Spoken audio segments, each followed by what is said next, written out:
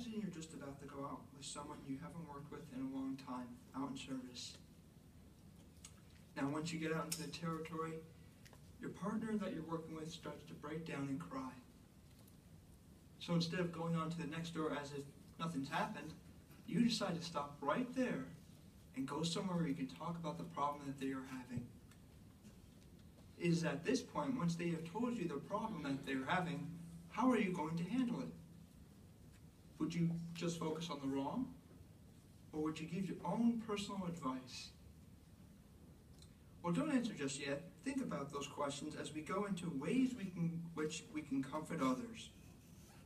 First, let's see what the Apostle Paul had to say, found in Romans chapter 15, verse 4.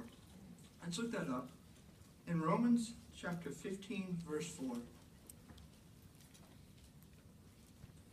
It says there, "For all things that were written beforehand were written for our instruction, so that through our endurance and through the comfort from the Scriptures, we might have hope."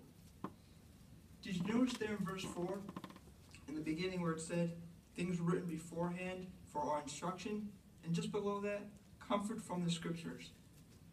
So what example in the Bible do we have of someone who is going through a terrible time in their life that can use some comfort? Well, just to name one of them, Job.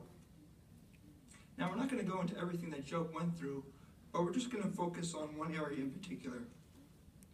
When Job was visited by his 3 companions. Now, just to give you some background on what Job was going through before they went to visit him, Job has already lost his livestock, his children, and is covered in boils.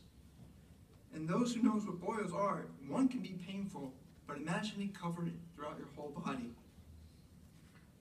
So you can tell that Job was at a very fragile state in this time of his life. So here comes Job's friends, and when they saw him, they were shocked at first, but when they spoke to him, it was not speeches of comfort. Rather, they left him feeling that he must have done something wrong to deserve this. How do you think Job had felt when after they left him? Or rather, how would you have felt? No doubt, Job was not comforted at all. But there was one friend of his that did help him. His name was Elihu. Now, Elihu first listened to what was said to Job and what was happening to him. And once he heard everything that was said and was going on through what was Job, said by his 3 companions, he knew they were wrong in what they had said to him. So when Elihu went to go visit Job, he gave him comforting and encouraging words from Jehovah's standpoint. And just to look on that a little further on what Jehovah can do for us, let's look up 2 Corinthians chapter 1, verses 3 and 4. That's 2 Corinthians chapter 1, verses 3 and 4.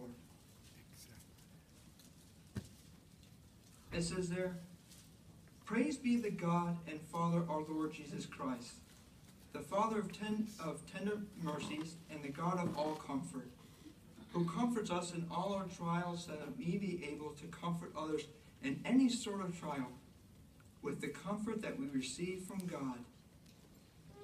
So as you can see, through past experiences through the Bible and Jehovah, the God of all comfort, we can find ways to comfort others.